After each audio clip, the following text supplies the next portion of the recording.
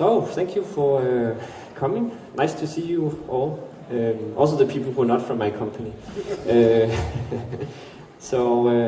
Just to say hi, my name is Andreas. I'm the founder and CEO of GAMUCATES. Also the studio manager, and well, yes, I've been working in industry for 4.5 years. Before that I did a lot of EU projects in Erasmus+, and also been very much involved in different organizations, NGOs. And I worked as a project manager for 15 years now, it says, so that must be true. And I'm not a historian, so I hope this talk will still be relevant and interesting. But we'll see. We have a survey you can do near the end. Right, you brought the survey, Thomas? No, okay, we don't have a survey, but I hope you will still think that this talk will be great. So what are we going to talk about? A bit about our studio and the game we're making. This is not an advertisement for our game, I think. We didn't ask if we could do it, but then we're going to talk about what is history and what are historical accurate games. A bit about the design process and pipeline, and some of the challenges you can face when making historical accurate games. So our company, GAMUCATES, we are put here in this world with a vision of creating innovative storytelling, and we are also very much excited about what we call meaningful games. So we want to see how we can create meaning for people in this world, but also for society as a whole. So for us it's very important that people gain value out of playing games. Bit about our story. It kind of started with me because I'm the founder. I've been making games ever since kindergarten, so I started on pen and paper. I can highly recommend that, starting on pen and paper if you've not made any games before. Not going to the kindergarten necessarily to make them, but it's a very creative place with children, so I like that. I also like history very much, and but I don't like history lectures. I find most of them boring in school and high school. But I like games, and I like how history is presented in games, and that's what inspired me to start making a historical game. I was studying something called Communication and IT at the University of Copenhagen, and we could do this academical internship. That's a very special thing. You can make your own company while you're studying. So I did that. I thought that was amazing. I thought that, how do you start a game studio when you have no money? So I thought that was impossible, but apparently you can do it while you're studying. And we started looking at this thing called edutainment, which is education and entertainment. I thought that was quite a neat thing, and I thought that worked really well with the games, the kind of games we wanted to make. So we did a lot of research into this area, and then we found that this market is extremely tough. I mean, I'm not even sure it is a market because it's very, very small. Some people make it work, but after a couple of years of researching this, we're like, no, educational games, that's not where we're going to start. We can do that later on. As I said, I really like history, especially I played a game called Age of Mythology. Maybe some of you have played Age of Empires? Yeah. So that's like a modern version, not a modern version, but another version where there's also like a mythology in it, and I thought that was pretty cool. And when I came to history class, we also had this class called Asian Studies, and Danish it's oldtidskundskab. I could tell some of these characters from the mythos, and I thought that was great. Then I thought, okay, what if we turn that up kind of a notch? So when you come to history class, you know all the characters from playing the game. That's kind of what inspired me.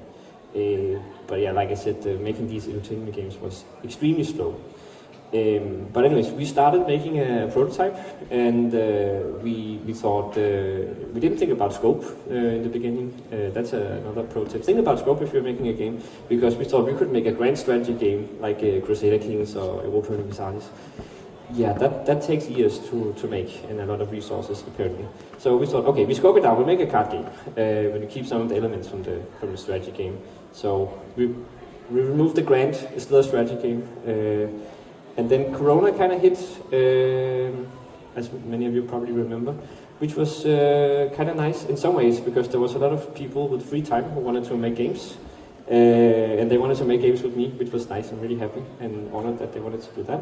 And now we are 30 cool folks from all over the world, in particular America and here in Denmark. And we're developing our alpha game right now. And we're making entertainment game with a value that you can get a better understanding of the world. So we don't quite call it educational games. I think you can learn from any game if you want to, but it's not the main purpose necessarily in the games we make. So you can see something about our game here, Tectonicus. We go for a little bit more mature audience. I'll get back to that in a moment. It's focused on warfare, and it's a narrative-driven game. You get to play as a historian, where you can interpret history, which you write in this historical book. And we aim to go on Windows. Yeah, and there's some screenshots here. All the content validated by historians. We're very proud of having historians and archaeologists in our team to do the research and consultation. 3 sections: Vikings, Anglo-Saxon, and Franks. We thought that it was good to start with the Vikings. It's kind of home to where we are, and we have a lot of knowledge about Vikings, the historians here in Denmark. And it's a big brand. Who doesn't like Vikings? And there's a little video where you can check out the game. We've been blasting this the entire weekend, so I'm sorry if you heard it so many times and you've gotten tired of it. But just to kind of give you an idea what kind of game that we are working on.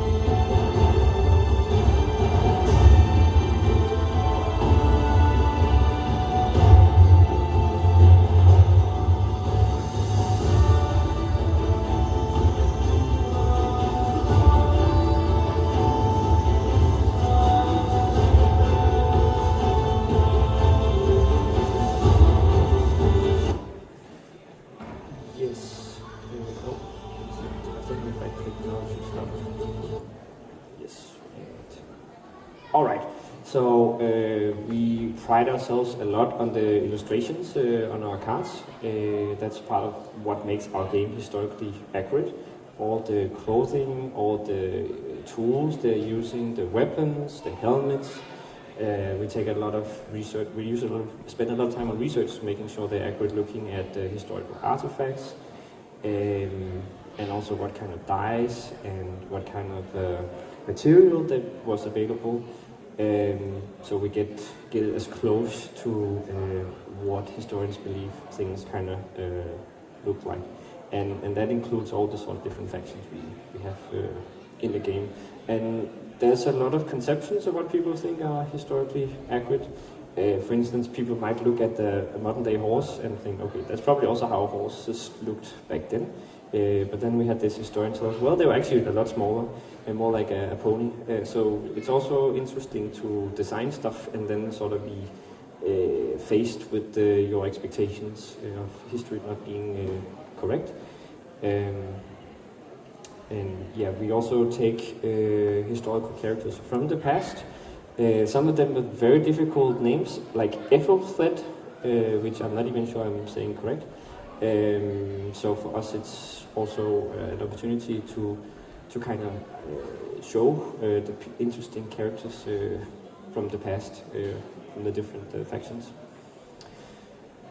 Yeah, and like I said, we try to sort of get everything from the shoes to the helmets to everything is researched, and that includes also looking at stuff like runestones and grave sites. And this whole game takes place in what we call the Timeless Library, where history is being debated by historians. And that's also something we're designing to make right now. But what is history? Anyone who can tell me what history is? Any ideas on that? Stuff that happened, yeah?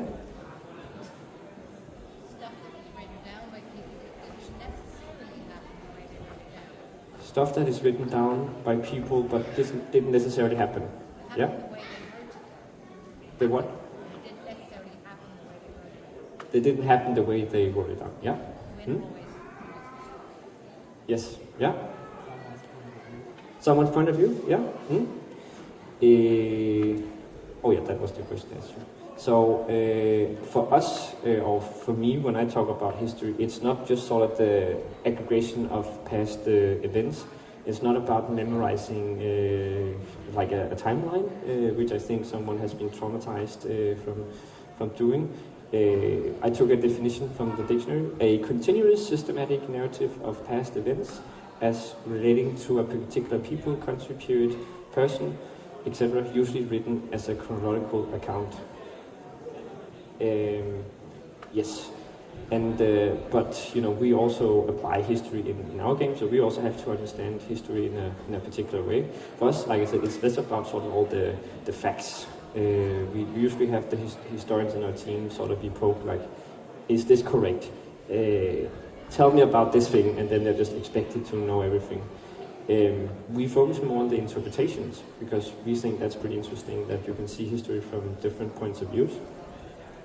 And then it's about telling great stories. Who doesn't like a great story? Yeah, I think everyone likes a good story.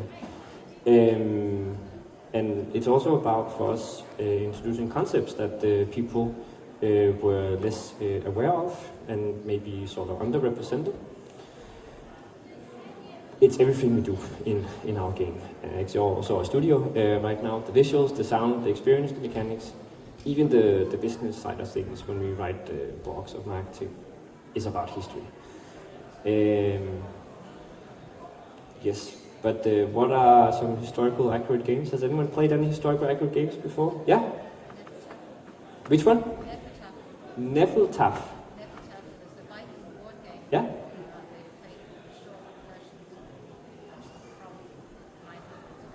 Yeah? Good. Anyone else played any history games? I don't know. Maybe Axis and Allies, yeah. So there's actually quite a lot of them. Some are more accurate than others. Assassin's Creed, Crusader Kings, Age of Empires, Civilizations, Total War, Call of Duty. And the list sort of goes on. And sometimes you maybe take that a little bit for granted. I know a lot of these games actually have done some sort of research. And also some collaborations with some museums, which I think is quite interesting. Not that you have to do that, but I think that's great. You might recognize some of these. So it's actually quite a big field of games, and we can go way back to the Oregon Trail to get some sort of historical accurate games. And sometimes it's also just more about the setting. I think this is LA Noir. But we often are met with some misconceptions when we say we are making a historical accurate game. It's gotta be educational, right? I mean, you can't make a game about history if it's not educational. Well, that's what I was trying to say before.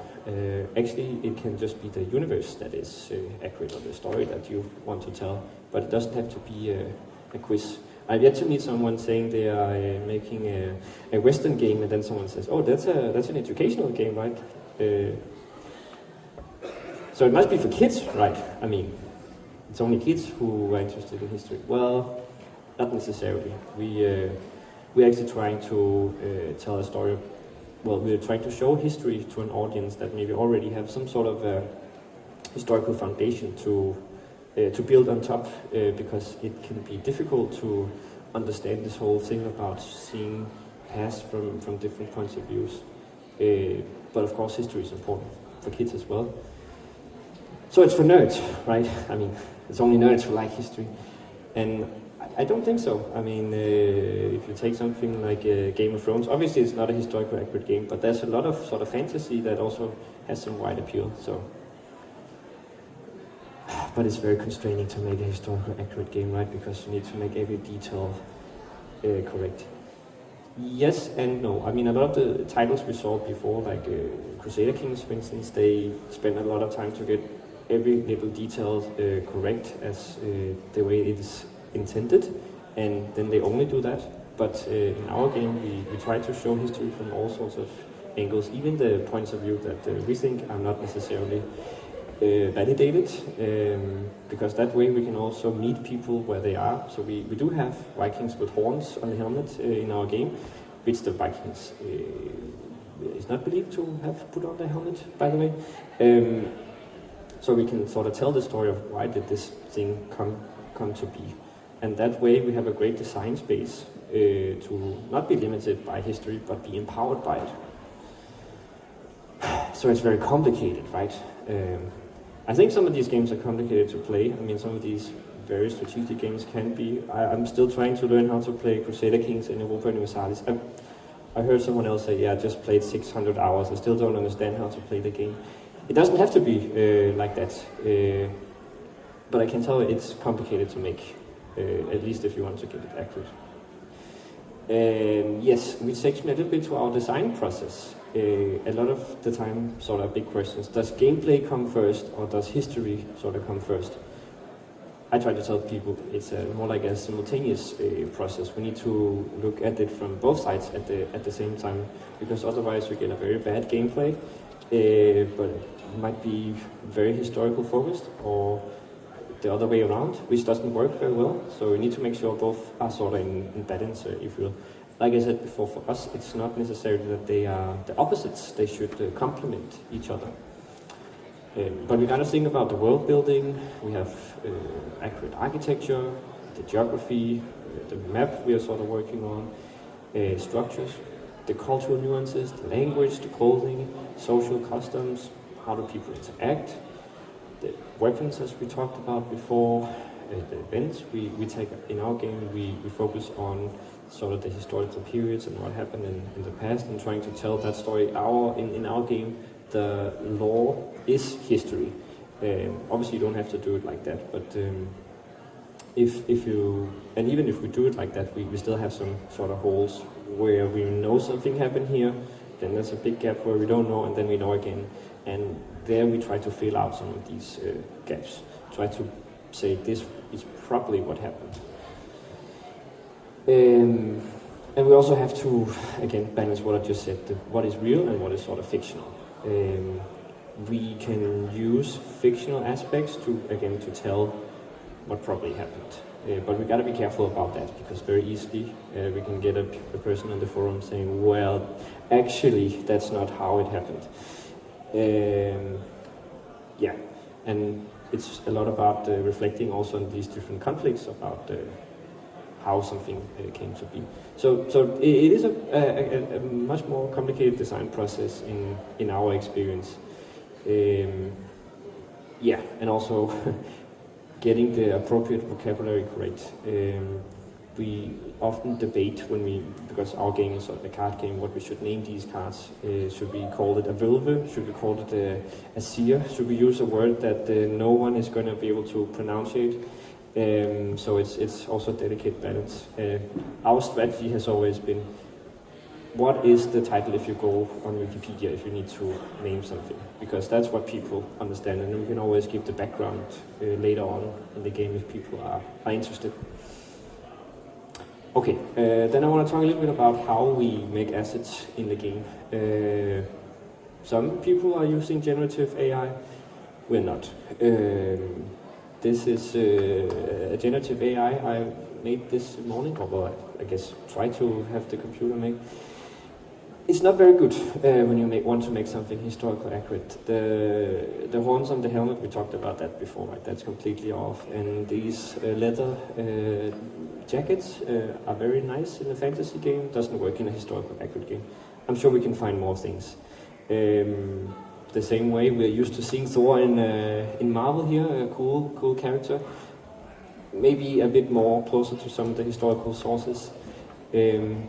So there is a gap between what the generative AI, for instance, thinks is historical accurate. Reference pictures as well. When our artists they go in and want to draw, we make very elaborate briefs for them where historians find good material for them to draw after. So we get less of this and more of this. And also we gotta talk a little bit about. I know this talk more about history, but also how female have been portrayed in games, right? This is more like a bikini. I'm not even sure what that is. We make more authentic clothing, no matter your gender. And there's also female warriors with the Vikings, for instance. And I'm sorry, the double-bladed axe, it's very cool, but there's no such findings of these, except in role-playing games. So even the sound in our game, we also spend time on making accurate. We go out and do Foley sounds. We have reenactors who use like a bow, and then we record how that bowstring sounds. We have historical sources talking about how there was a battle where these bowstrings that were very loud, the enemy thought it was like kind of a thunder, and they got scared. So it's actually something we can use in the game. But at the same time, we also have a lot of questions that we can't answer, like the music instrument, like we don't have all the notes for the songs. So we do need to come up with something ourselves. Yes, I talked about the reference pictures. Okay, but what about the pipeline then? If you're deep into game making, you might know a little bit of the pipeline. I tried to sort of take a model of how we make the game. These are the points where we sort of have historians come in, and they're sort of octopuses because they are involved in every single thing from when we ideate new cards in the game, when they make briefs, concept art, giving feedback, green lighting, designing mechanics.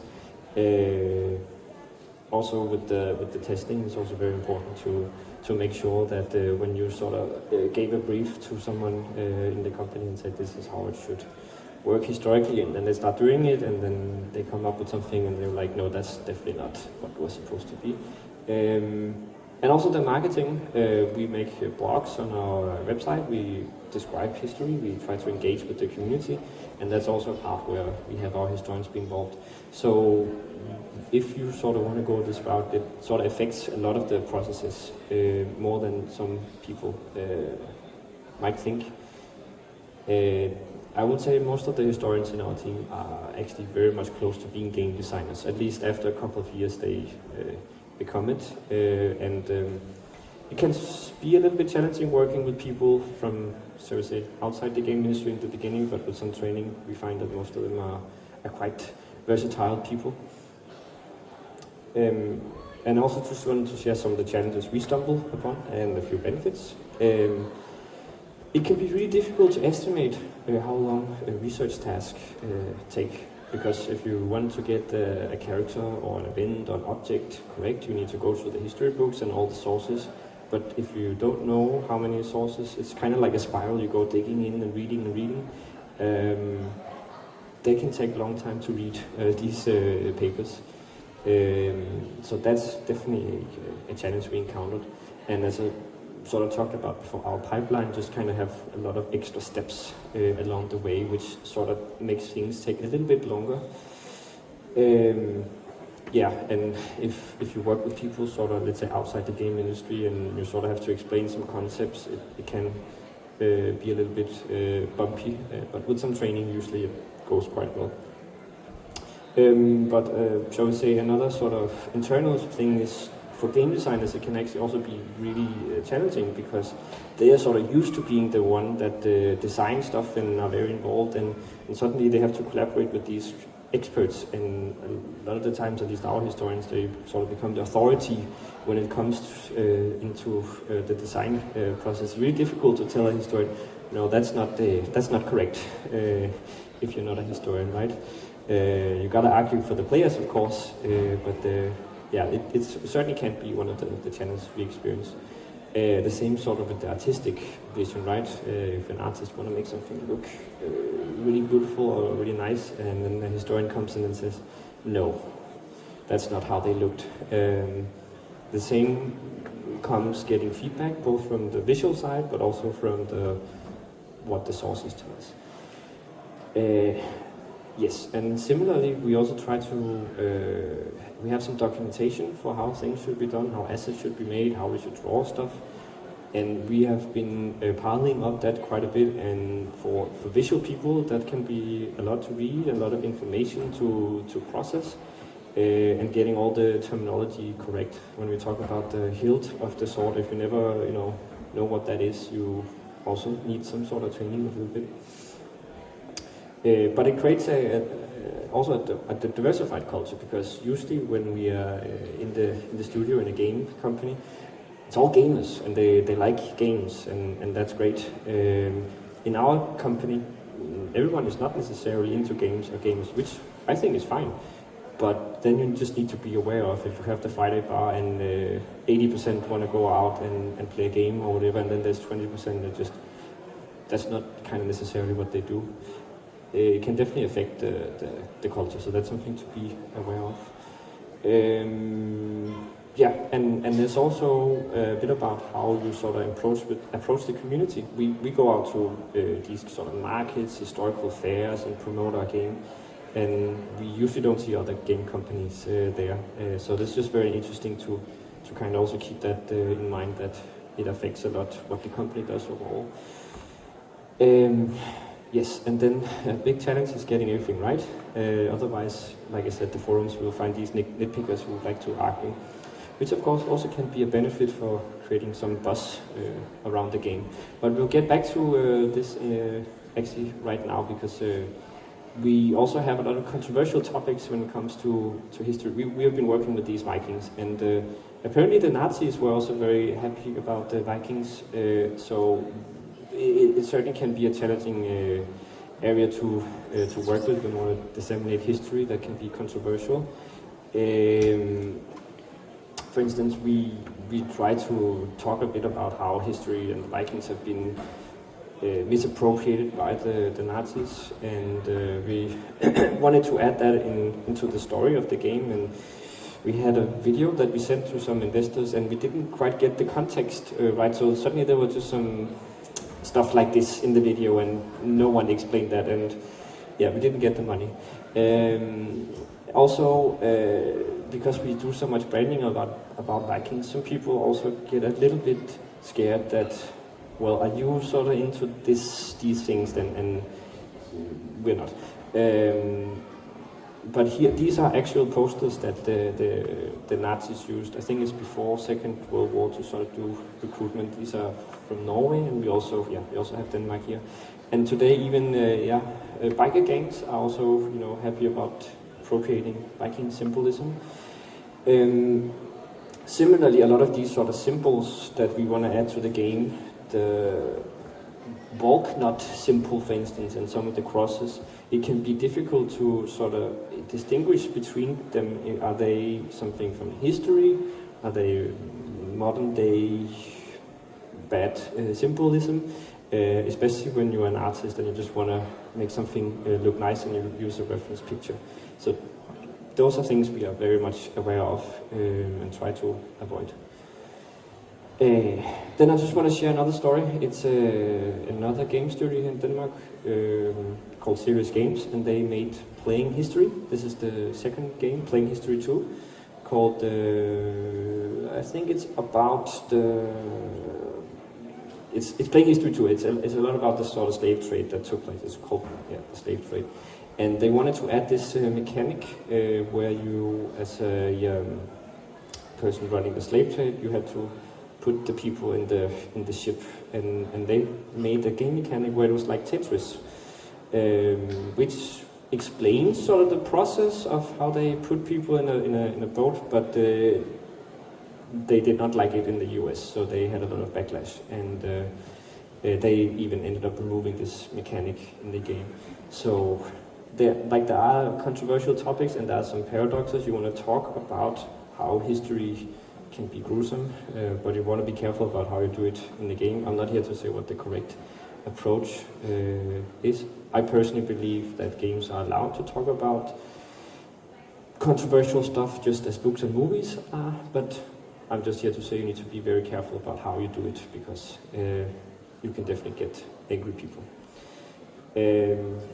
And then I just want to end up on a note here to say that we are happy to collaborate, and networking is important. So if you are a game expert and you want to help us, we are very much interested. We also do playtest in schools. We do game jams and much more. So always happy to chat. But I think that was what I had prepared. And if you have any questions, I'm happy to answer those.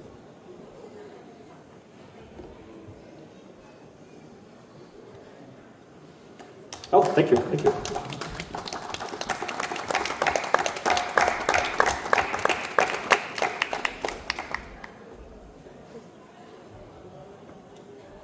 Yes, go ahead. So, how do you create a company without one? Yes, I started this talk saying it's probably not very interesting to talk about money, but we have been bootstrapping now for 4 years, and I can tell that is the biggest challenge. It's actually a bigger challenge than making a history game, I would say. So you gotta be very careful about how you set up things and find people who are dedicated and motivated. I would say sort of a key word. We are applying for funding. We've been doing that for a long time. I think passion and motivation is really important, and we also design sort of our company around making sure it's valuable for the people in the team, so they feel like they get something out of it. I think that's some pointers in that regard. And we have some people who have jobs on the side. That's another method that works. Yeah? Any other? Yeah, there's a question over there.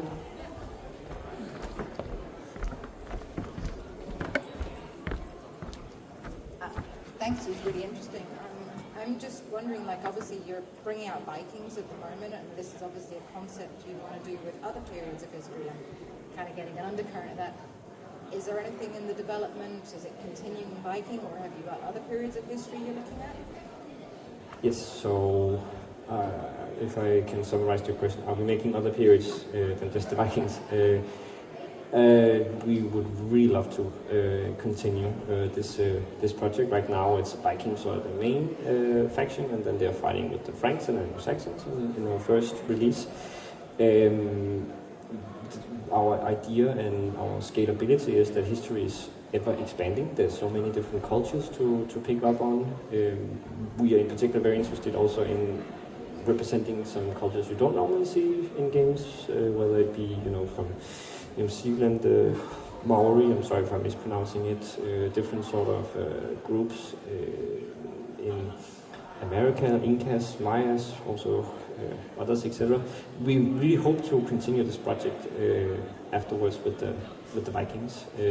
We started with scoping it down quite a lot, because there's so much to dig into, even just with this Viking area. So we can definitely make more expansions and plan to with the Vikings, but then also other cultures and factions at a later point.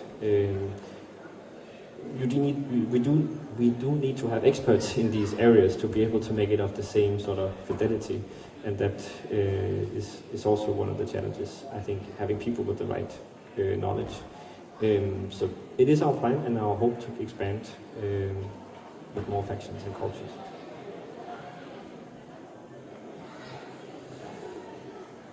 Yeah? Anything else? Any other questions? Just thank you very much for having me. It's been a pleasure.